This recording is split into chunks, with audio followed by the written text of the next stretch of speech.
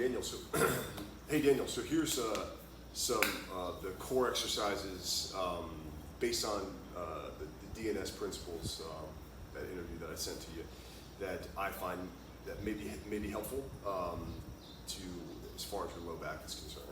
You know, a lot of times when we think of core exercises, we tend to think of the big outer musculature, and we find stability by kind of squeezing our glutes, engaging our lats, using the big rectus abdominis, but we lose the importance of integrating the breath and how that helps to kind of create more intersegmental stabilization versus kind of this global stabilization. So hope this is helpful, man. What I like to do is, and I like to kind of hit certain quadrants, but what you can do, man, is just start off with, first, just start off with some breathing exercises. So what I like to do is you can go feet against the wall, you can place your feet on like a bench or a chair, or you can also just kind of come into this position right here. We're going to find a neutral pelvic and neutral spinal position.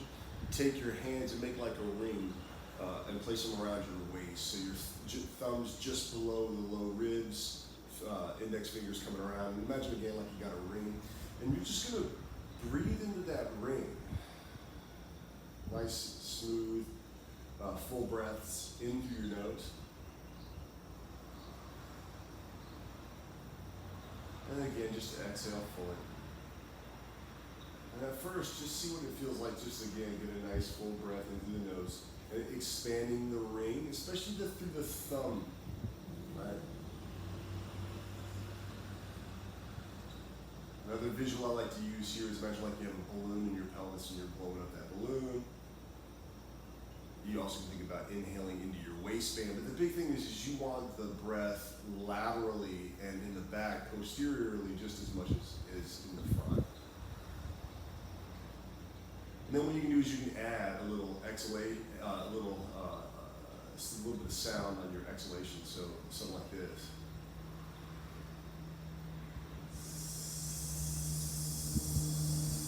That just begins to engage the core a little bit more.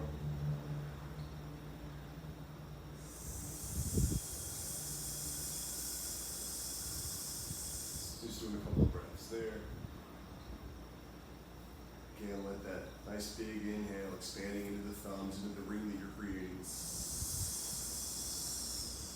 And then let's just take this a step further by adding a little march. So again, we'll inhale. This time at the top of that inhale, you're going to lift your foot, and as you exhale, lower. Again, nice big inhale. Breathing into the thumbs, keeping that neutral spine. Top of the inhale, we're going to lift the foot. Exhale, lower down. Again, nice big inhale. Top of the inhale, lift the foot. Exhale, lower down. Nice big inhale. Top of the inhale, we lift the foot. Exhale, lower down. The idea is to keep this as stable as possible. If that feels pretty easy, we can take it a step further by lifting both legs. And then we can do the same thing. So again, neutral pelvis, neutral spine, got the ring, placing it on your waist, just below the ribs, just above the hips. Nice big inhale, expanding into the thumbs and index finger. As you exhale, lower, tap the heel, nice big inhale. Top of that inhale, we lift. Exhale, lower. Nice big inhale. Top of the inhale, we lift. Exhale, lower. Nice big inhale. Top of the inhale, lift. Exhale, lower. Nice big inhale. Top of the inhale, lift. Exhale, lower. And I like to stick with like maybe 3 to 5 of those. The big thing is you want to make sure that the tendency, right, is to arch the back as you lower the leg. Or same thing, if we're not, we tend to arch the back as we lift the foot, right? Then what we learn often, right, is to tuck the pelvis and flatten out the back.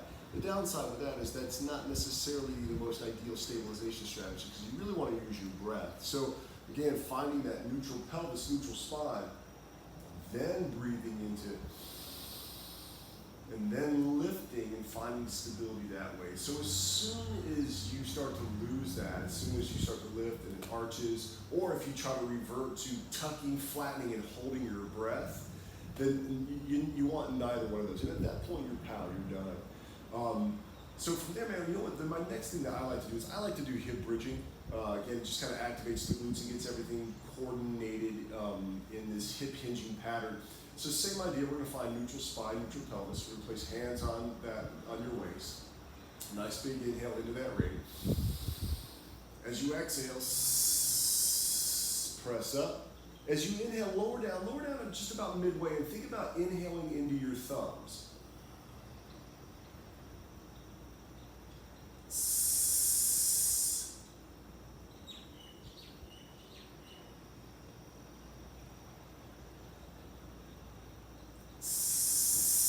So same thing here. I want to think breath is primary.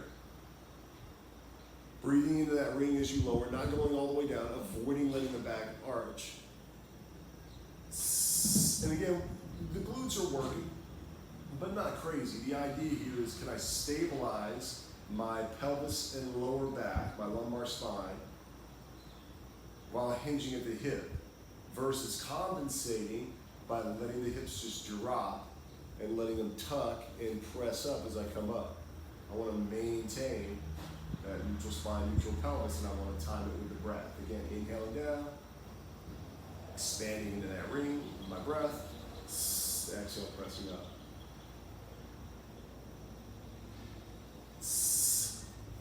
Then from there, man, another one that I like is, I'm just kind of give you this one that I like from a quadruped position. Often people do planks and things like that. That's wonderful if you're kind of trying to challenge the position with more intensity. I think for a lot of people though, they just have a hard time supporting their spine in a suspended position, maintaining a neutral position, or a neutral kind of position of the curves of the spine. So here, man, what you can do is, again, find what it means to have a neutral pelvis. And that can be a little tricky, especially when you're in this kind of position. So you may want a mirror, you may want to record this, you may want to even have somebody take a look at you and make sure you're in a neutral position. We're gonna, hands directly underneath your shoulders, knees directly underneath your hips, right? Press the floor away. Find that neutral pelvic and spine position, low back position. Same thing, head and neck.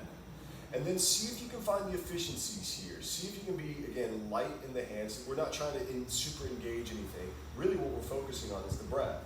So again, think about breathing into your waist. Nice big inhale. As you exhale. It's as simple as that. First start off with the breath. Breathe into the waist, breathe into the pelvis. Again, just like you had when you were on the floor, imagine like you have that little ring, or you're around your waist, thumb and index finger. Breathe into the thumb especially, but without rounding, right? Now, when this feels good, what you can do is you can make this challenge the stability a little bit. So again, with a nice big inhale into that ring. At the top of the inhale, we're just going to lift the hand, tap the shoulder, exhale, lower down. Again, nice big inhale.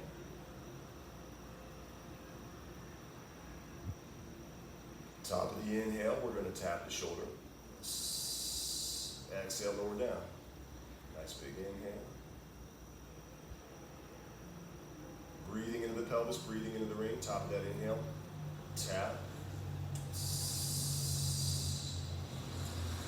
And play with that. Try some of those. Again, the breath is primary. Make that the focus on all of these. And I think that's where often we tend to go wrong when challenging the core in order to kind of deal with low back pain. Because we don't want to necessarily recruit the big primary movers to help support the spine.